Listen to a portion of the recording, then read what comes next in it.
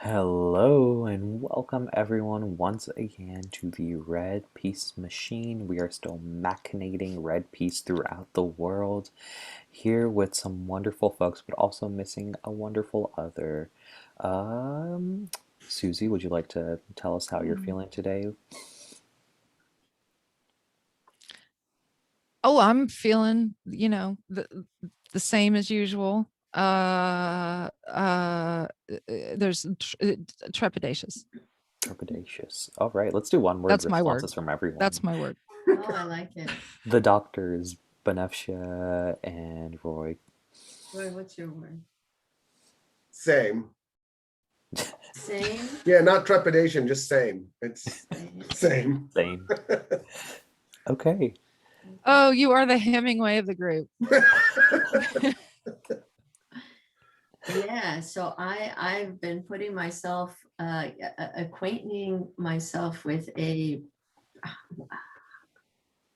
how do you say this? It's a personal organizing or management tool, right? Mhm. Is that what it's called? Amish, what's it called? I don't know. Task manager? Task manager, yeah.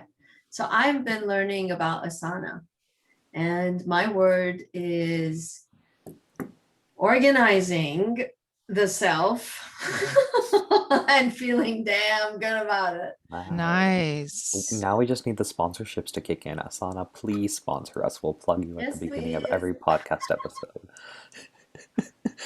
All It's right. true. How Ramesh, Um, about you? What about you? What's your word? my word? Oh God. It just, yeah, what is it called when you're neither here nor there, not fully in my head, not fully out of it, not fully here, not fully there, all of that. Ambiguous? Is Just ambiguity? discombobulated. Oh, I like that. That's good. Yeah. Ramesh, can I share that you had a little experience yesterday? No. Let's talk about it off air. Oh, I'll start weeping. no. Ugh. All right. Okay. Yeah, so here we are. Uh, Everybody's like, what the Wait, hell? I will say this. Hey, if you are intrigued, contribute $5 a month to our Patreon. You will get the inside scoop. That's right. That's right. Except we Visit our still don't donations have it. page. We still don't have it. We're setting it up. We're setting it up. Just send us money. Yeah. Oh my goodness. Just All right, so here we are today. Let's talk a little bit more about the Afghan war. We are supposedly withdrawn from Afghanistan in some capacity. We left the bases in the dead of night with little communication to our allies of many, many years in the Afghan government and military, to our allies in Pakistan, all of this stuff. Ramesh, when Um, did that happen? just a few weeks ago, right? I'm confused on dates, but just a few weeks Yeah, ago this just a few weeks happened. ago. Mhm. Yeah, and it seems like this was something that the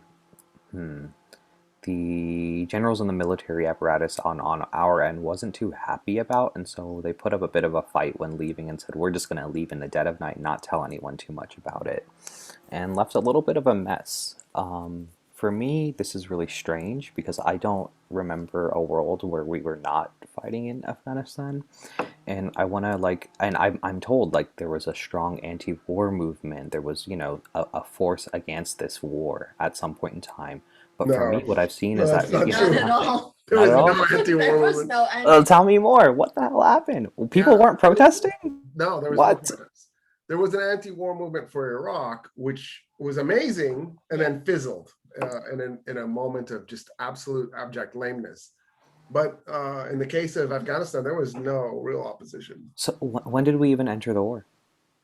It was 6 months, 7 months after 9. When was It it? was almost instantaneously. It was beginning yeah. of Crazy. But the troops, I remember something about 6 months. No. Yeah. So what No. happened was, September 12th, 2001, we announced we were going to go into Afghanistan. Like there was no, Oh, There was no transition. Well, but this means that folks were already aware of something brewing in Afghanistan Well, no, prior we to this didn't. We point. didn't go in instantaneously. We announced it on September 12th. Yeah, but Okay. like, why Afghanistan? Why But did we we but we say? went in within days. I mean, it was fast. But here's the thing: what happened was September 11 happens, and a bunch of states send out these communiques saying we are deeply troubled. October 7th. We are deeply troubled by what happened. And one of those states was the Islamic Republic of Iran. Huh. And the reason that mattered was the Taliban owned about 20% of Afghanistan, and the Northern Alliance owned the remaining 20 or so percent. And the Who? Northern Alliance was Iran's ally. And so Yeah. what Iran did was it said, we are deeply saddened by the attack of 9/11, I'm paraphrasing, and the Islamic Republic of Iran offers the United States any assistance in the matter. And we responded through back channels, right? I believe it was actually Pakistan who we talked to Iran through, that what we wanted was access to the Northern Alliance because we were determined to attack Afghanistan. Yeah. And then, so the way we did it was the Northern Alliance were initially the ground troops, and then we waged an air war until we could build up the forces in the region and bring them in to actually occupy. So the initial these are- phase of the war was just us with planes and helicopters, the Northern Alliance and CIA operatives on the ground. But then eventually we invaded. Is this air thing and is the building up of forces a NATO thing that happens? Yeah, so in NATO's history, NATO, is it 49? I think it's 1949. It might have been 48. Right in there is when NATO was founded. Article 5 of the NATO alliance has only been invoked once, and the one time was September 11. Article 5 says, in the event any of the NATO members is attacked, all the other members are automatically at war with whoever attacked. So it's only been invoked once, and it was after September 11. Which made it fascinating when Trump refused to acknowledge that he would respect Article 5. Yeah, absolutely. Yeah, he was literally telling the Eastern members of the NATO alliance, like Latvia, Lithuania, You're on Estonia, your own. You're Poland, you're on your own. And then at that point, why be in NATO? I mean, it serves absolutely no purpose. But the fact that the United States is the only place is the only member that's ever had it invoked for it, and it's the only member that we're not sure it's there. Just shows what unreliable ally we are. Apparently, the point of this whole thing was obviously to dismantle Al Qaeda, right? That was And the official goal. And yeah, you're right. I mean, the U.S.-led coalition and the other force was the British. So began it was their a NATO attacks. war. Okay. Yeah, I mean, even Iceland sent one person. Oh yeah. Okay. Yeah, every member of NATO. Okay, so the attacks began, intense bombing began. Was it Bjork? It was Bjork, It was a woman. It was not. They Bjork. sent one person. You all know her, Bjork. No, it wasn't her. And she just hit this high note, and everybody.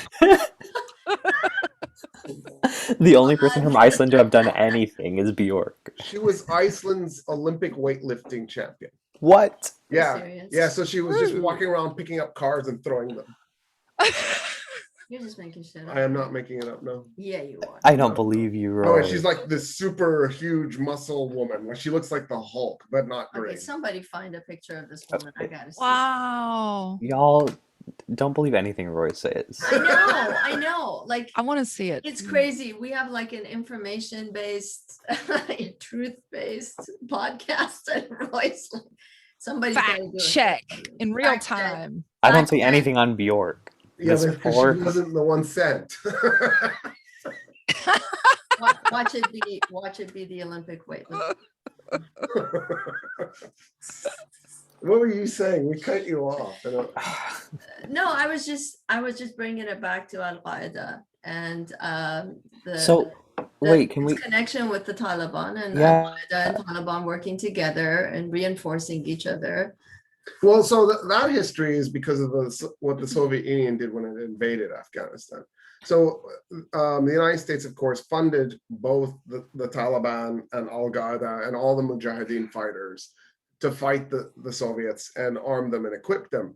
And then what happened was the Soviets were ultimately defeated. By the way, when you think about it, they should have known they were going to get their asses kicked. The British had already been defeated 3 times in Afghanistan. And at the time, Britain was the greatest empire the planet had ever seen to that date. So the nickname Graveyard of Empires, I mean, Afghanistan was a meat grinder that empires sent their soldiers to die. So when the Soviets invaded and were defeated, I don't think anybody should have been surprised. The thing that happened, though, that broke our alliance with the Mujahideen was that we abandoned them. They had it in their mind that we were their friends and not, this wasn't just us hurting the Soviet Union, we were literally their friends. And they thought that when the Soviets were kicked out, we would help them rebuild the country like we did with Germany and Japan. Oh, wow. And by the way, that's a myth. We didn't actually help Germany or Japan. What? Yeah, well, so that's one of the problems with people's bad understanding of history. But in everybody's mind, we helped the defeated get back on their feet, and they thought that we would do that, and we didn't. We never sent them a penny. We didn't help them rebuild a hospital. We didn't help them rebuild a road. We didn't do anything. We completely abandoned them. And then what happened was the new state that took over immediately fell into instability, and a civil war broke out. And as the civil war evolved, the Taliban became the dominant force in Afghanistan. Yeah. And the Taliban ended up with a very anti-US bent because the Taliban felt like we had abandoned them. We had used them, and then we abandoned them. Yeah. And this is a civil war being fought with American weapons, trainings, and equipment. Exactly. And then, as if that's not enough, then Bill Clinton needs to distract the country from a heterosexual consensual sex scandal with by the way, with an adult, which, you know, that's different than the Republican Party. They like to do children. And so like Dennis Hastert, just as an example, Foley, that guy from Florida. So They're all from Florida. well, Hastert isn't. Maybe he's got roots there. Anyway, so Bill Clinton actually bombed Afghanistan and the Sudan as part of his distraction campaign. And that just made things worse because all of a sudden these cruise missiles are coming in and they're going into the bases that the CIA built. And so it's like these guys that had been our allies are now suddenly our enemies, in part because we're poking them in the eyeball, but also because we abandoned them. Anyway, the Taliban becomes the dominant force, captures Kabul, sets up a state, and they are, by their nature, Salafistic. I don't know if they're officially Salafists, but they want to delete all pre-Islam history. They want to set the year to zero. They want to start over. They want to interpret Islam in the most conservative fashion imaginable. They're like the Republicans. And they want to have myths about history. They don't want to believe what actually happened. And so that's why they ended up being in this position of being our enemy. Al-Qaeda had a slightly different path. They were volunteers. So Osama bin Laden went, how do we fight the Soviets? I'm going to pay for volunteers to go to Afghanistan. And so they were recruited from the whole planet. And they were right there fighting alongside our CIA-backed stuff with using our CIA equipment, CIA training camps. So they were allies too. In fact, Osama bin Laden's dad is the guy who had business relations with George Bush Jr. when George Bush Jr. had his 2 oil companies. So like this was not an out of the family thing. This was totally the Saudi royal family and the Saudi friends working with the United States. Yeah. The break Royal for family. Al-Qaeda was, they were totally influenced by the United States abandoning Afghanistan, but the real break was Iraq. When George Bush Sr. went after Iraq. And what happened was when Iraq invaded Kuwait, Al That's Qaeda right. told the Saudi government, we'll come be volunteers and we'll just defend the border. So what year was this one? 90. Yeah. And when 19. does this WMD stuff Oh, enter the picture? well, actually, it doesn't. That's Iraq. Oh, you mean when does the WMD stuff enter Iraq? Yeah, I can tell you that in a sec. Let me wrap up Yeah. the volunteer event. So what By happened? the way, that's weapons of mass destruction. Right. What happened was Osama bin Laden offered the Saudi government they would put Al Qaeda on the Iraq Saudi border, so that if Iraq attacked, they would have to go through Al Qaeda. And the Saudi military in 1990 was a joke. Like, I mean, it was basically a couple of tin cans. You could just kick really hard, and the Saudis would have collapsed. And so Al Qaeda would have made a difference, but it probably would not have been sufficient to stop the Iraqi military. I think the Saudis knew that was insufficient. The United States realized it could use the Iraq war to reestablish a military presence in Saudi Arabia. Mm-hmm. And so we offered to set up Desert Shield. And once we were in Saudi Arabia, I think Osama bin Laden's mind broke. I think he could not stand the idea that there were all these heretics in Saudi Arabia defending Mecca. And then the war we waged against Iraq, he hated the Iraqi state, right? He hated Osama bin Laden. He actually put a hit on Osama bin Laden for $1 million. I'm sorry, Osama bin Laden put a hit on Saddam Hussein for $1 million. So, COVID brain. Yeah. Okay. But for him, the war that the United States then wages against Iraq is so brutal and so heavy-handed. Like we blew up every school, we blew up every police station, we blew up every hospital, we blew up every bridge, we blew up every baby formula factory. We blew up and I think he couldn't comprehend why we were doing this. Why were we attacking civilian targets? Mm-hmm. We even launched bunker busters to go after civilian bomb shelters. I think Oh, he wow. woke up to colonialism. He woke up to imperialism, because as Saudis, this is not a concept that is very pervasive in that culture. Saudis and Gulf states, they're not very, they kind of missed that boat more or less. And I think he saw it for himself. Like the rest of the Muslim world has been with this idea that the West is an imperialist, colonialist, entity. But yeah, and I think that was the moment where, in his mind, the United States became the enemy, and he began plotting then how to attack us.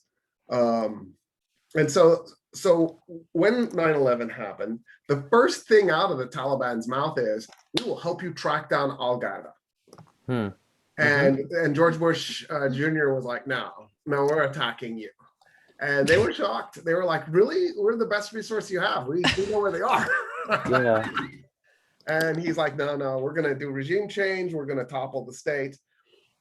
It's worth pointing out that on September 12th, a contract was signed by a U.S. business to extract natural gas in Central Asia.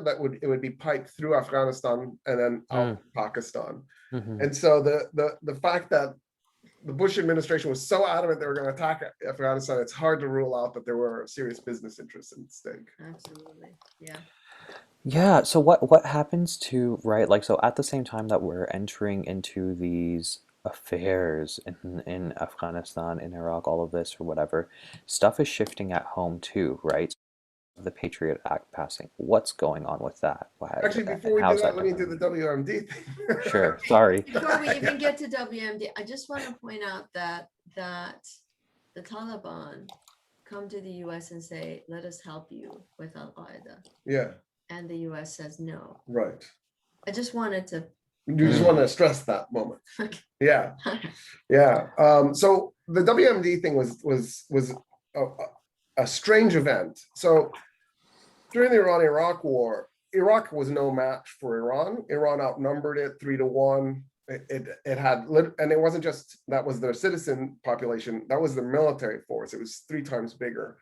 So the only way the Iraqis could hold themselves in the U.S. proxy war against the Islamic Republic was for the United States not only to heavily fund and arm the Iraqi military, but to also give it cheats. For example, chemical weapons. So we sent them sarin gas and VX gas. We sent them mustard gas.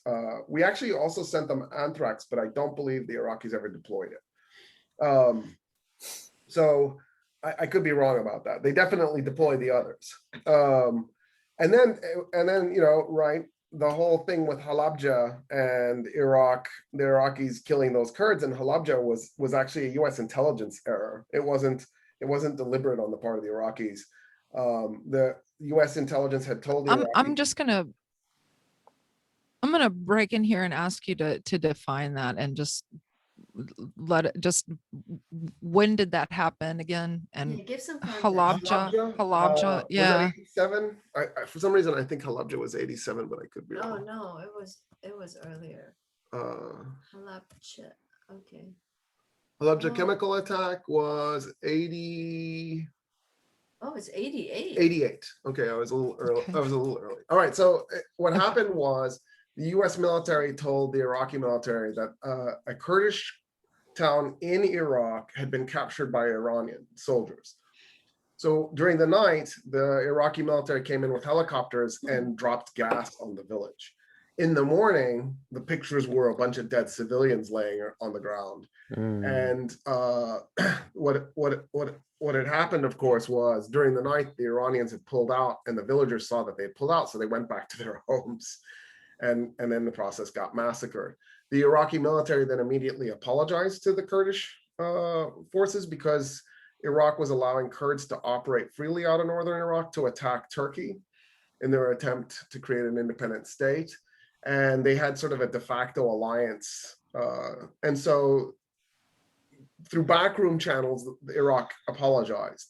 Officially, Jeane Kirkpatrick from the Reagan administration was sent to Iraq to create a cover-up story. And what they did was they said the Iranians had gassed the village. I just want to say this has gone down in history as the largest attack against civilian population, a chemical weapons attack against a civilian population ever, and it killed up to 5,000 people, and it injured 10,000 or more. And there are still there's still cancer and birth defect rates are still high, and they're still suffering from that. It was a big deal. It was a big deal. And the thing that Iranians are still talking about to this day is that the United States blamed it on the Iranians. And Iran never used chemical weapons the entire war. Never. Just for the record. Yeah. Yeah. Thank you again for circling. It's just so easy.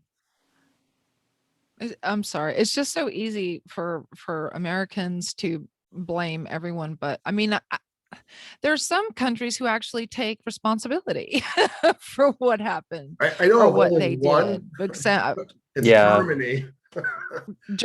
Germany. Yeah, literally. Germany. I don't know of any country on earth other than Germany that's gone. Yep, we were absolutely sorry. Like Japan has never apologized. The United States has never apologized for anything. Russia, China, nobody's ever apologized for anything except Germany. I guess that German, I guess that's what it was. But it just seems like I guess maybe it's just my misconception, is that we sure as hell get involved in a lot of other people's wars, and then like Vietnam and Korea, and I mean, and like you said, then we pull out and we don't help them rebuild, or we just leave them there. And it's easy for us to blame people who don't, quite frankly, look like us, right?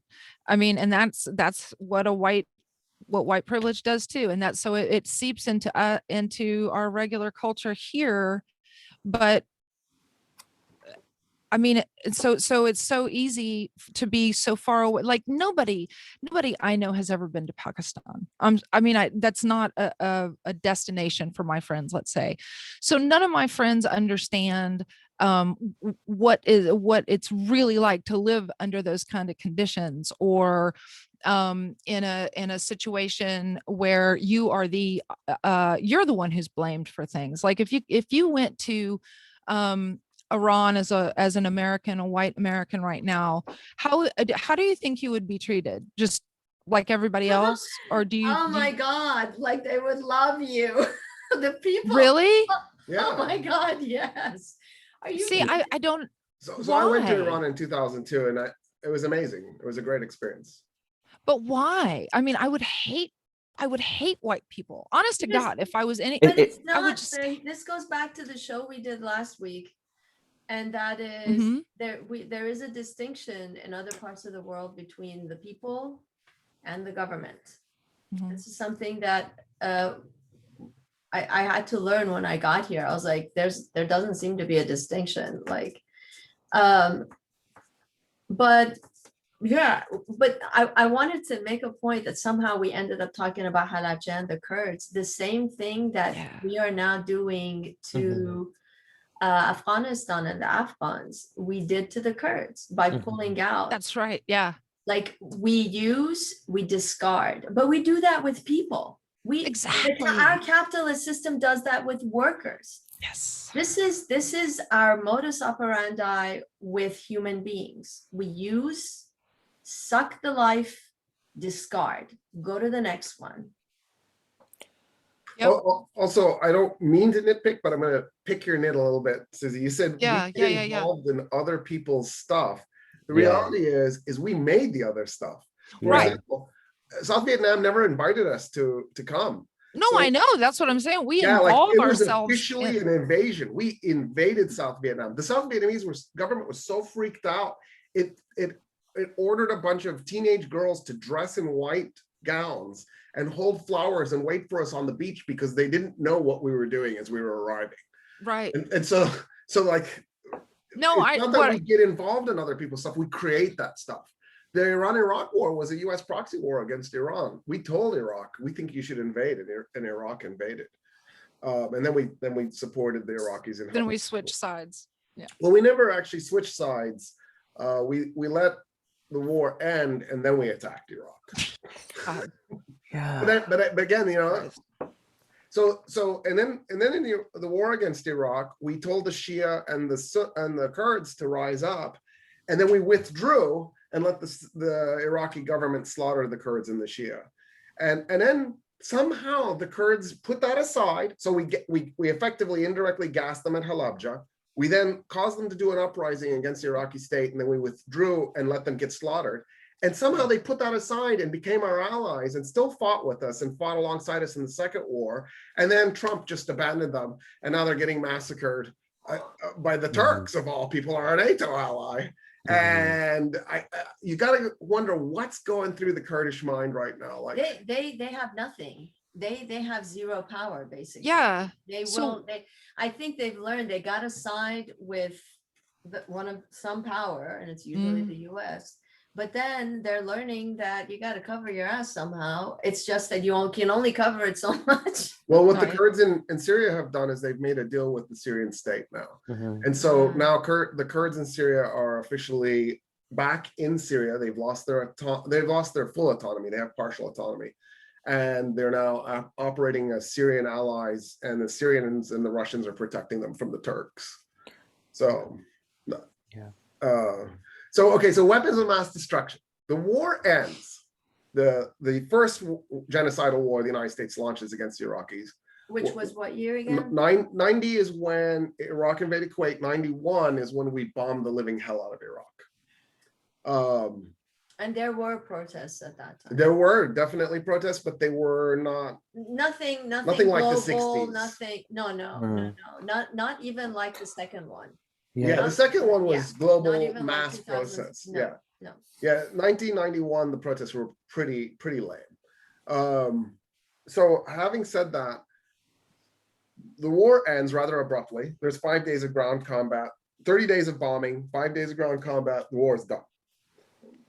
When it ends, Saddam Hussein's got a problem because George Bush Sr. gets up in front of the world and says Iraq can rejoin the community of nations as soon as it gets rid of its weapons of mass destruction. So Saddam Hussein in August 1991 takes all the rockets we gave them VX gas, sarin gas, the whole thing. He goes out in the desert in various places in Iraq and blows them up.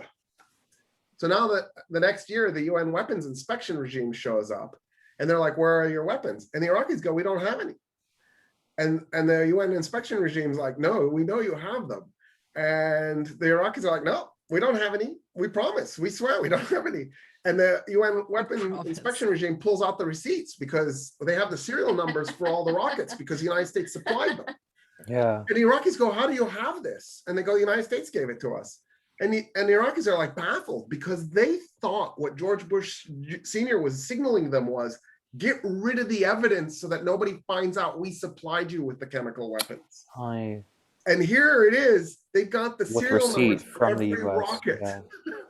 So what ends up happening over the next 6 years, so from 92 to 98, is the UN weapons inspection team goes out into the desert where they blew this thing up, and people like Scott Ritter, who, right, the US Marine Corps colonel who was working for the UN team, go out and they are literally sifting the sand, looking for the serial numbers of the exploded rockets. That's what we Oh do my for 6 years. God. And in 98, Scott Ritter had found 98% of the serial numbers. Oh my God. Yeah, I mean, they were just out there. In other words, he was 2% from giving Iraq the clean bill of health, and Bill Clinton ordered Scott Ritter out, and he ordered a bombing campaign of Iraq, and that was the end of the inspection regime until George Bush Jr. forced another inspection team back in 2002. Yeah. For the record, chemical weapons suck. They do. I don't want to get confused about what I'm about to say, but somebody is going to misinterpret what I'm going to say. They are not weapons of mass destruction. The example is Halabja. Halabja killed 5,000 people, injured 10,000 people. That's 15,000 people. That sucks. Compared to conventional bombs, that's nothing. If you look at the bombing campaign we unleashed on Japan before we nuked it, and Germany, the city of Dresden alone lost probably 20,000 people in one event through burning to death. So if conventional bombs are not weapons of mass destruction, then definitely chemical weapons are not. But chemical weapons seem like a really good way to kill a whole lot of people and preserve the city. So why but they've can't never been used on a city. They have been used. They've been used on a village. Okay. There's a huge difference. They have been used in combat, like in World War I and in the Iran-Iraq War. What they are is they're a terror weapon because it's really scary, right? There's this gas. Sometimes you can see it, like chlorine gas. Sometimes you can't see it. Sometimes it's a fog, right? It's a scary thing because you're like, my lungs are going to burn from the inside. I don't really want to have that happen to me. I'd rather be shot through the head, right? So it is an ugly thing, but it's definitely not a weapon of mass destruction. So the terminology was also bullshit. In any case, what Bill Clinton then ends up doing is he takes George Bush Sr.'s leftover situation and then puts Iraq under the most brutal sanctions in human history. During the 8 years of Bill Clinton's reign of terror against the Iraqi people, he killed 800,000 Iraqis through starvation or by depriving them of medical equipment or medical supplies. 500,000 of the 800,000 were aged 5 and under. We literally murdered 500,000 babies over the course of that 8 years. So Ramesh, you also asked the question about changes. One of the big changes was under Bill Clinton. Bill Clinton is the guy who switched a bunch of the money that we sent to diplomacy over to the Department of Defense. And the result was that instead of us going and negotiating and working out deals and trying to avoid war, we became the I'm just going to shoot you country. And it's a really shitty way to do diplomacy, right? I'm just going to threaten everybody. I'm just going to scare everybody into submission. And the result has been a very sharp increase in the number of terror attacks and the amount of terror attacks and number of people who have been victims of it. We could have been using all that money that we're spending on on Department of Defense, not only on the State Department, but they could have been doing it in terms of soft diplomacy, like sending money to countries to help them develop. You could have been building bridges with that money. You could have been building schools with that money. You could have done propaganda programs or Yeah. we'll build you a school, but you have to teach history this way. You know, the children will be lied to, like our children are here in the United States, where not a single ounce of truth is ever actually expressed in primary and secondary school in a history class. About things that are controversial. Sure, which is everything. I mean, even science is controversial in this crazy country. Even whether or not the Earth is a flat place or a sphere, it's the land of loons.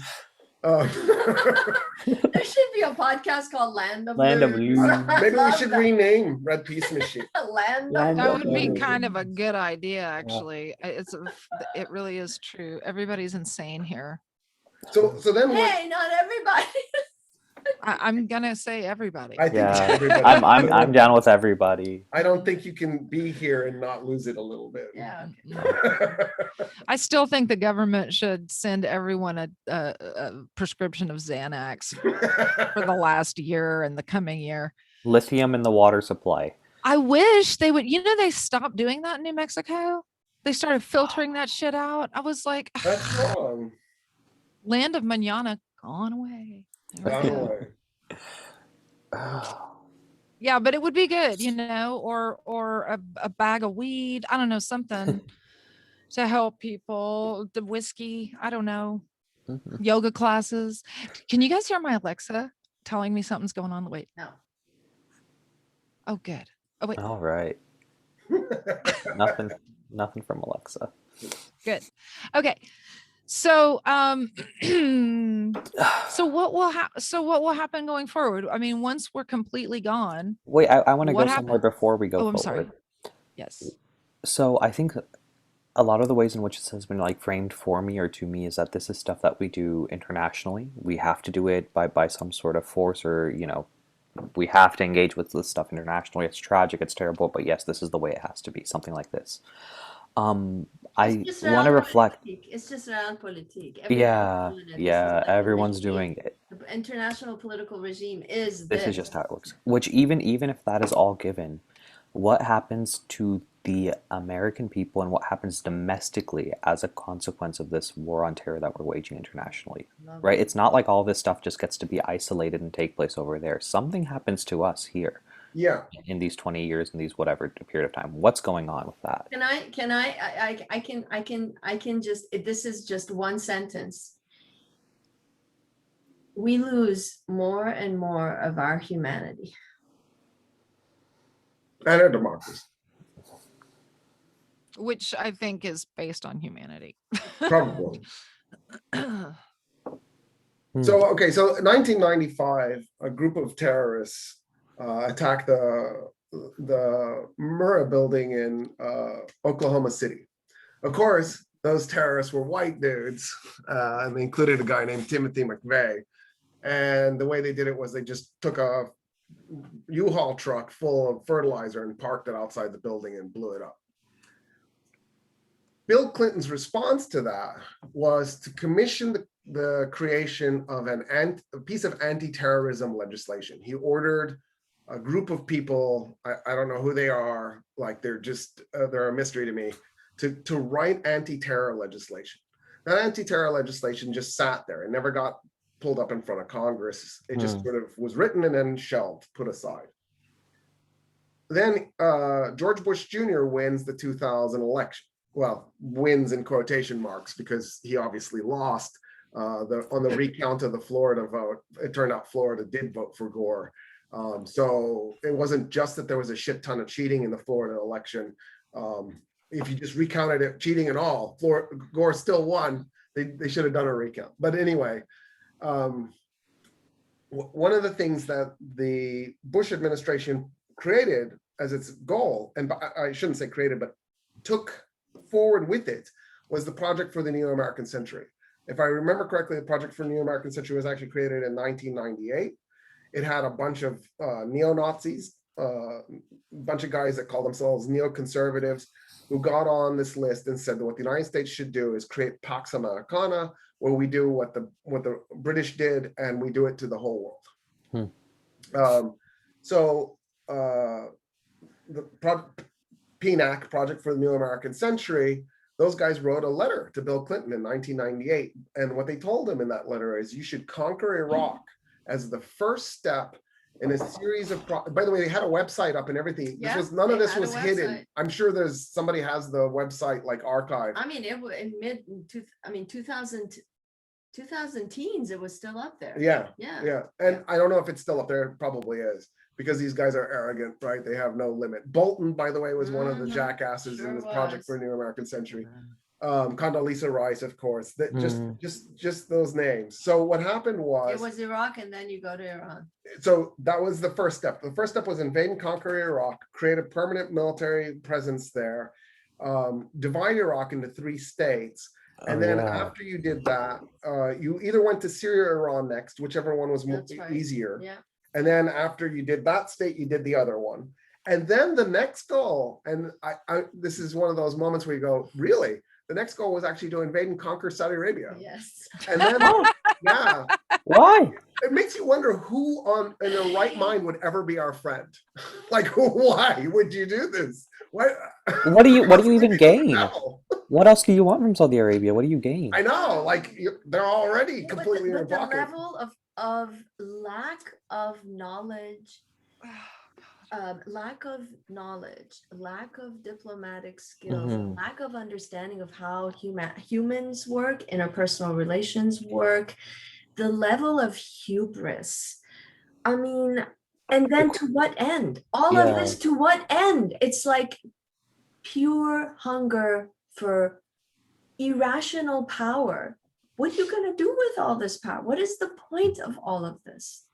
It's like that billionaire that says, no, you know what? 1 billion is not enough. No. 7 billion isn't enough. I need 20 billion. 20 billion isn't. It's like, why would you want anything over 10 million.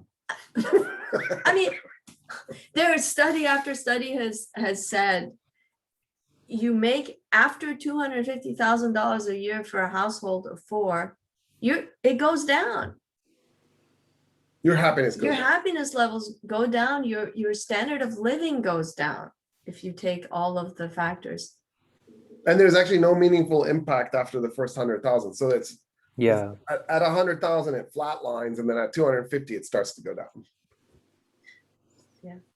So I think by the way, after Saudi Arabia was Egypt. Egypt was last. Oh, I didn't know. Yeah, they were going to conquer Egypt too.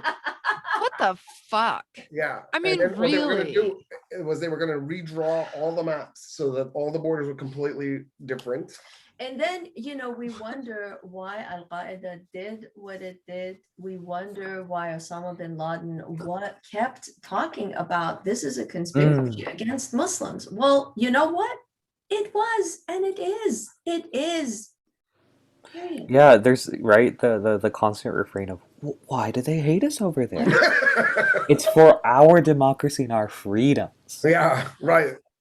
I mean, we were the whole time, Osama bin Laden's in his talks. And then, of course, there's Ahmadinejad later on. It's like, we're like, yeah, y'all are right. There is a war. There is an imperialist move against Muslims. This is a thing. It's real. We're seeing it. We're reading it. We're studying it. It's here. Mm-hmm. Yeah. I mean, y'all are crazy and stupid, but you are picking up on the right energies. Like, yes, it's true. Just to give you a number, because it's always nice to have numbers. Arabs, so not all Arabs are Muslims, not all Muslims are Arabs. In fact, the majority of the world's Muslims are not Arab, just for the record. But Arabs are probably somewhere around 35% of the Muslim population. Arabs are 6% of the world's population. Mm-hmm. So the Arab population goes from Iraq to Morocco, right? There's 6% of the world's population. The United States is 4.5%. So there's actually more Arabs than there are people living in the United States. We have, in the last 25 years, killed 1% of the Arab world population. So as a percentage of the overall population, it would be the equivalent of 1,000 9/11s. So just to put the numbers in perspective. In fact, we inflicted the 9/11 on Iraq every 12 days for 21 years. Oh my goodness. The Arab population, which is 6% of the world's population, accounts for 50% of all the world's refugees. Wow. Half of all the world's refugees come from an area that only occupies 6% of the world's population. Mm-hmm. And so the reality, and that doesn't include what's happened in Afghanistan, that doesn't include the dramatic violence in Pakistan, or the spillover effects of all the global terrorism that have gone to places like Nigeria, right? Mm-hmm. I'm just talking about just what's happened to the Arab world. And so there's no way that you can look at these numbers and not go, holy shit. Another fun fact that's worth pointing out is before 1981, literally almost no American military service personnel ever died in the Middle East. Since 1981, almost no military personnel from the United States have died anywhere other than the Middle East. Mm-hmm. And I'm including Afghanistan in the Middle East in this. Wow. For people who aren't sure where Afghanistan is, I don't know either. I'm just, for purposes of making it so that there's a fixed... Central Southwestern Asia. Yeah. Anything west of the Indus River is the Middle East, I think. Oh God, no. Yeah. No, Pakistan gets cut. I'm sorry. That's how it's going to be. The people on the west side are Persian. The people on the east side are Indian. So that's just how it's going to be. Okay. Yeah, I just want to do a little footnote about what I said before. So there was definitely in the 1990s and early 2000s a strain of thought in the power struggle in DC and beyond. It was called the Chicago School, neo conservatives, all of that, who had a new order in mind, right? And a lot of this had to do with controlling the Middle East and the resources of the Middle East. And Osama bin Laden 100% picked up on that, and so did the majority of Middle Easterners and Muslims at large, Arabs and Muslims at large. And I'm not saying that this was, I'm not saying that this is still a way of thinking that has a hold on the DC imagination. But this was definitely something that led up to the wars in the Middle East. It set the stage, it set the mindset, so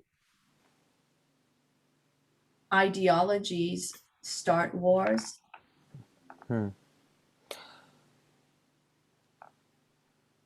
Also, Kill narcissism. people. Narcissism starts wars. Well, I'm getting there. And these ideologies are rooted in white supremacist thinking. And that white supremacist thinking really honest to God believes we know better, we know more. Yes. Somehow So we can go to your country and fix it. So white supremacist thinking hurts us at home. White supremacist thinking kills people abroad, at home and abroad. It is eroding our humanity. It's killing us. It's killing us. It's killing everybody. It's killing everybody. The hate and the anger is daily just shocking to me, and I don't know why I'm not inured to it yet. I mean, it's been here forever, but still, when I see something on video or something, I'm just like, God, Jesus, God, what the hell is going on with these people? They're just so full of rage. They're so angry. It's like, what has America not given you, white boy? Why are you so mad? Because nothing is ever enough.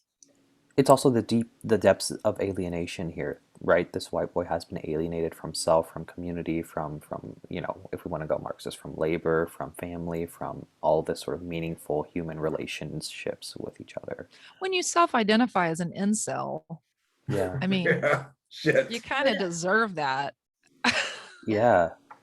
And capitalist upbringing tells us nothing is ever enough. So, Nothing will Oh. fill the hole. so Yeah. for the record, that bill that Bill Clinton had drafted that never got implemented, got implemented. It was the USA Patriot Act. And the first Oh, paragraph oh, of the that's USA right. Patriot Act said that the legislators who voted on the USA Patriot Act were not allowed to read past the first paragraph. And 25 members of the House, there's 435 for those who went to US public schools. 25 members of the House voted against it, and one senator voted against it, Russ Feingold. Bernie Sanders was in the House at the time. Russ Feingold voted no in the Senate, and he said, how can I, this might be the best piece of legislation ever introduced to this chamber. How can I vote on it if I can't read it? I refuse to vote on anything I'm not allowed to read.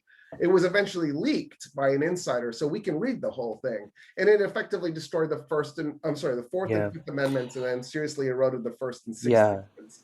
This is the thing I want to get to and talk about is like what the hell happens to our public space, what the hell happens to our privacy, what the hell happens to all of this as a consequence of the war here. We need a whole nother several part shows. two. So let's make next week's part two. Yeah. And where we should start is on September 12th, when every male in the United States went and shaved their head, and a bunch of people went and joined the military. Because there was a dramatic militarization. Yeah, You talk that about we are all still the living Muslims with. shaving their beards and Yeah. staying at home. And I didn't have a beard, but I definitely stayed at home. I could not leave the house for a whole week. I know. I was in Chicago when that happened, and when I got on the train for the first time after they started letting the trains go, two brown men, they could have been Sikhs. Who knows? You know, we don't know. I don't know who they were, but I mean, the train just went deadly silent, and everybody. It wasn't my stop, but everybody got off except for a couple of us didn't get off. But it was like, what do you think they're gonna do? I mean, Yeah, I remember it was day 2 or 3, and Robert De Niro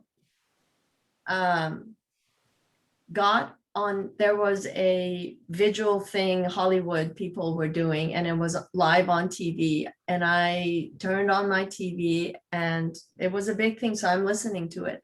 And Robert De Niro gets up, and the words that came out of his mouth were so scary that I started crying, got into fetal position, and could not leave my house for a week after that. what did he say?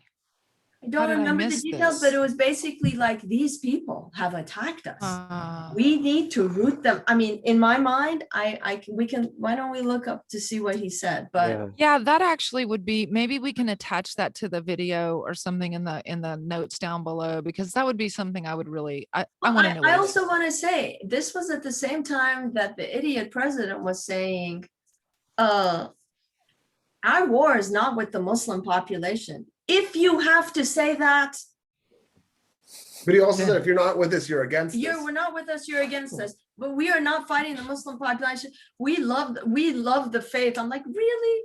Yeah. He also said, if you want to fix the United States, go out and buy a car. We need to jumpstart the economy. So his priorities were very clear. And then fast forward to John McCain telling that woman, oh no, he's not a Muslim. He's a very fine man. He's a good. I thought he said he's not an Arab. He's a very fine man. What? No, he's not a Muslim. Okay, we need to check that out. Ma'am, too. he is not a Muslim. He's a good man. He's Yeah. I was like, oh. Also, it's worth pointing out 3 people were murdered immediately after 9/11. One was a Sikh who kept screaming as he was being murdered. I'm a Sikh. I'm not Muslim. One was a Copt, and that's the Christian minority in Egypt. And then one was a Pakistani man. So at least one guy was the right religion, even though none of the 19 hijackers were from Pakistan. Yeah, I had professors who were being spat on the street, on campus. wait, at Southwestern? No, I was a grad student at that time. Oh, okay. I was like, wait a minute. Wow, Jesus. It doesn't matter when, but I was kind of like, wow, that's close to home. Jesus. Yeah, I'm talking about the period right after. Right after. I had a film showing in the Paramount. Where was it? The thing next to the Paramount, whatever. It was a film festival, and my film was showing, and it was about. Iran. I was covering a group of women who had created something in Iran, whatever, and I was terrified nobody was going to show up. I even went to, oh, it is the Arab. Yeah, No, ma'am, he's a decent family man. that's As what it soon was. as- yeah. So John McCain He's said, an the Arab, woman yeah. said, I can't trust Obama. I've read about him and he's not, he's an Arab. And that's when That's John you're McCain says, right. no, ma'am. Oh, he's a no, decent ma'am. Decent family man. man. Citizen. What does that mean? Well, because even? Arabs are obviously not decent family Yeah, men. you cannot be Arab and decent at the same time. Mhm. So you Well, can be one or the other. And he does end it by saying he's not an Arab. And He's he's not an Arab. Jesus Christ. Yeah. I mean, So, yeah. All right, let's hold on to all of these thoughts, feelings, and all of these facts And and then we're history picking for up next part episode. 2 next Yes, time. Is that what we're part doing? 2. Okay. yes. All right, this has been the Red Peace Machine. Maybe newly named Looney. What is it? Land of the Land of the Land- loons. Land of loonies. Seek refuge from the land of the loons, but visit us again next week on Sunday. We are only tolerable in small doses. That's why we don't give you too much at a time, out Ah. of fear for your own personal safety. All right, any parting thoughts, Susie, doctors? I hope everybody has a great week, and don't let the bastards get you down. It's good advice. I have a friend who has that tattooed in Latin. And but Neil correctly. Bastarde Bad grammar, and then yeah. That's awesome. I would like to just say, if you want to prove that the Earth is flat, you don't have to build your own rocket. You can just climb a really tall mountain. You'll get way higher. I also want to say that this Jeff Bezos rocket was basically a big penis. It's huge penis. What the It's fuck a was that? giant dick. Yes. What's the other? Universe, this is what we want to put into you. Is it not the most perfect metaphor? I mean, come on. It is. It is. We- And then Branson, don't forget Branson. Yeah, he edged. Yeah. So now we got Musk. Where's Musk? He already sent it. He already launched his dead girlfriend up in his car. Oh yeah. Yeah, everybody thinks that's a mannequin. I just think it's his What? girlfriend. Yeah, he put his own car into space with a mannequin. Oh, a mannequin. Oh, Yeah, I God. totally think it's his girlfriend. Just launched her. Oh, I gotta go, you guys. There's some real Silicon Valley mommy issues, desire for wombliness again. There's something going on there. Let's all escape into the womb I of swear, VR. I'm willing to hold them. I can hold them. I take great Let's hold solace in the fact that they will fail and they will die before they pull off their dreams. Oh yeah, I want to show Yeah. that Twitter feed thing that I posted. Let's Oh, talk yeah. about that too. Let's talk Okay. about that next Okay. time. Okay. All right. All right. Bye, y'all. Bye.